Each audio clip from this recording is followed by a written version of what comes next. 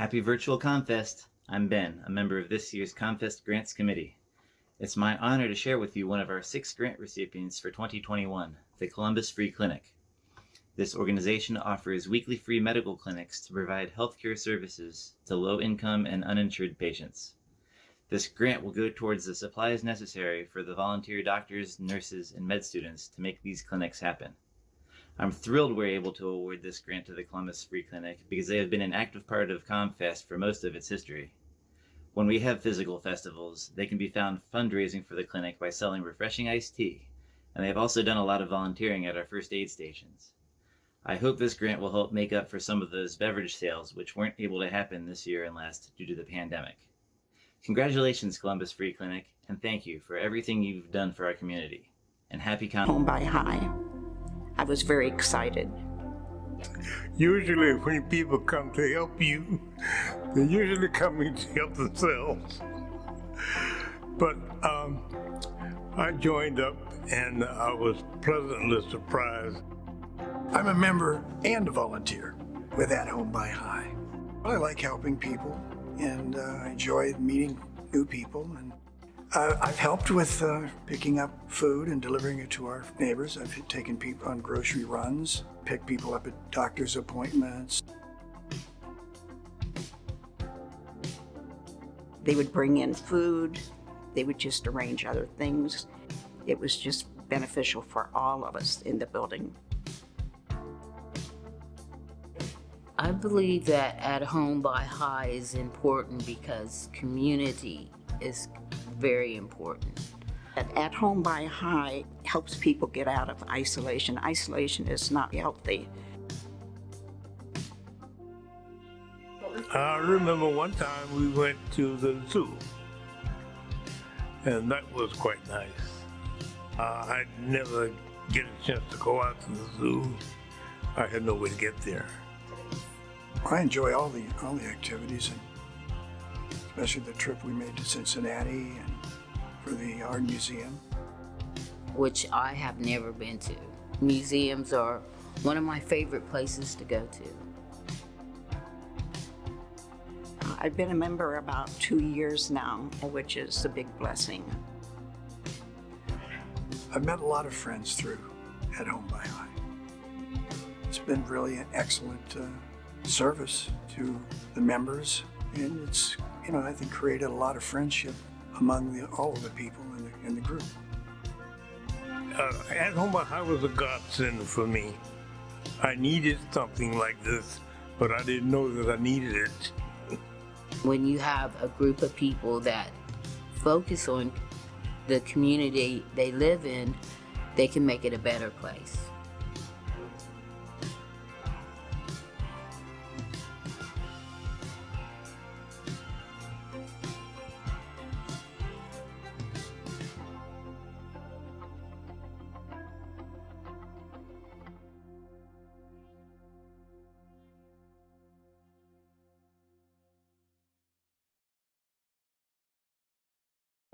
Hi ComFest, this is Stephanie Baker with the Clintonville Beachwell Community Resources Center, and we just wanted to give you a huge thank you for funding our bus pass project. This project is going to be used at the food pantry, where we're going to be able to provide folks with bus passes to get to doctor's appointments, to get to job interviews, and to access benefits. It's going to be so impactful and help out so many. Again, thank you so much, ComFest.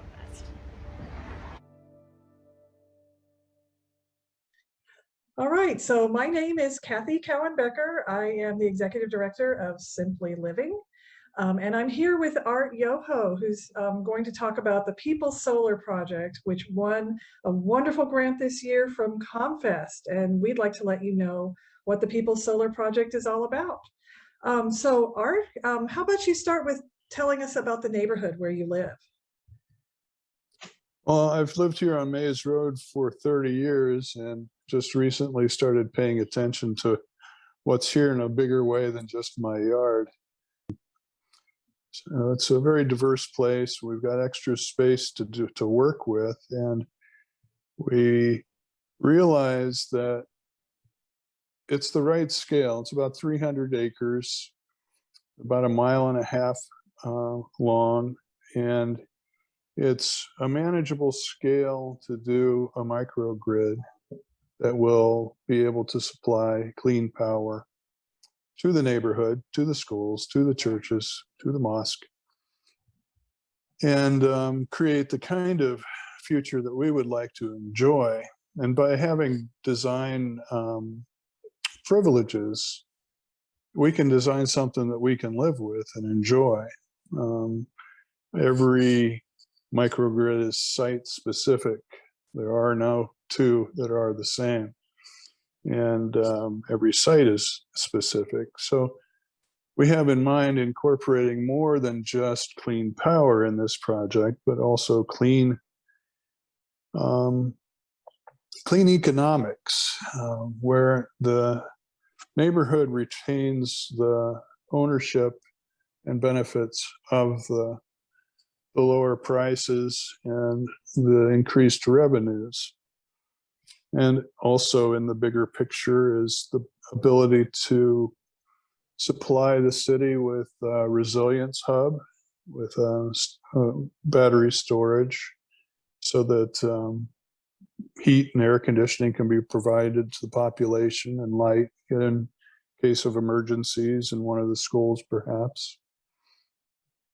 And of course, local labor to build, and local community communication. We've got something to talk to each other about that is common. We all are in this together, and we all burn energy, and we all are going to live here for a while, so we might as well have something to bring us to bond around, to have a sort of a more solid, stronger kind of social glue holding us together, which a lot of us are craving right now.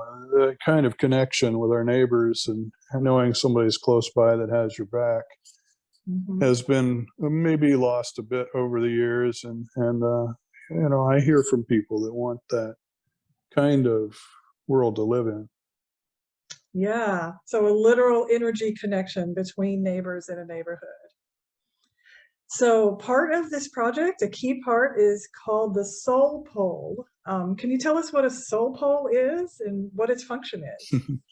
Well, it's a solar array mounted on a steel pole. It's about 10 feet tall and about 20 feet wide. And it holds 10 panels, 10 solar panels, which are capable of producing 4,000 watts per hour of energy.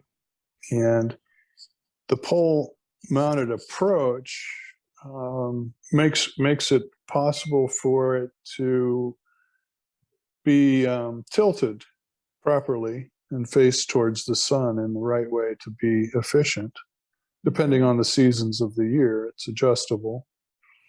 And it's also easy to maintain and clean. You can stand on the ground and rotate the circle to each panel so that you can clean or maintain them. It doesn't take up much space on the ground, so the ground can be purposed for gardens or other things. And it's attractive. It's complementary. It can fit in a lot more locations for a lot more people and do a better job than roof-mounted solar. So this was designed in, sort of in tandem with the neighborhood approach. We've got multiple forms of solar mounting that we can use. We can do 4 acre, 1 megawatt conventional solar farms, which in this neighborhood, like on a 36 acre school yard, a 4 acre solar farm is not going to be intrusive or offensive or obnoxious. It actually can be made pretty. And we have designed solar sculpture parks to complement the neighborhood as common areas. So I just came up with this phrase this morning. I think what we are conscientious creators. And we liked that role. And anybody can do it, and everybody is invited to contribute. Yeah, that's wonderful. These are truly, really beautiful items, the soul poles, and would be a really beautiful addition to any garden. And you can do any kind of gardening around it. You could even have sheep or goats around it. So what is your ultimate vision for the People's Solar Project? Ultimately, I would like to start immediately designing and building a zero emissions neighborhood. And it's not just with electricity, but also with natural gas that needs to be replaced. And all of that can be done with the energy from photons, moving electrons. And the electrons can be used to separate the hydrogen and oxygen and water to make fuel to either convert back into electricity or to heat with. And all of this needs to be done simultaneously. It's not a step-by-step process. It's a start with the outcome and do it. And what's unique about this is that it can pay for itself. It has value. And it is not one of those things where we need to have funding. We just need partners to collaborate with, like the schools and the city council. So it's an approach that makes sense, and it actually changes. It flips things over so that the residents are the ones that are in the position to create, to finance, to own, to operate, and even eventually donate it to the city. It's not really good that any one neighborhood might benefit more than others. Yeah, so this is truly power from the ground up, created by the people for the people. All right, well, thank you so much for this description of the People's Solar Project. And we also truly want to thank ComFest for this wonderful grant that's going to make building the prototype solar pole possible. Peace, everybody. Malik Willoughby and Boubet Institute. I'm standing next to Cornell Willoughby with Willoughby Sauvage. Yeah. Say peace.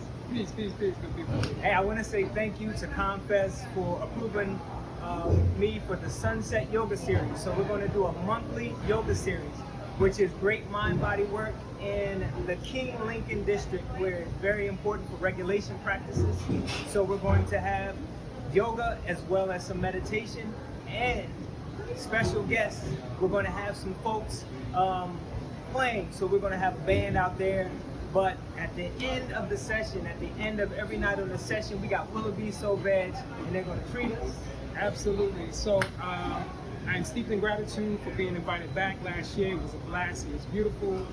We did some really great treats. A lot of stuff came out of the garden. I merged it, and we had just a barrage of goodness after these beautiful practices. I'm coming back this year. Everything's going to be a surprise, and I want to make sure that I please people like I pleased people last year. Thanks for having me back. I appreciate it. Absolutely. So it's a blessing to have my brother back. Thanks again to ComFest 2021 grant, as we are a recipient. The Willoughbys are very grateful. Peace.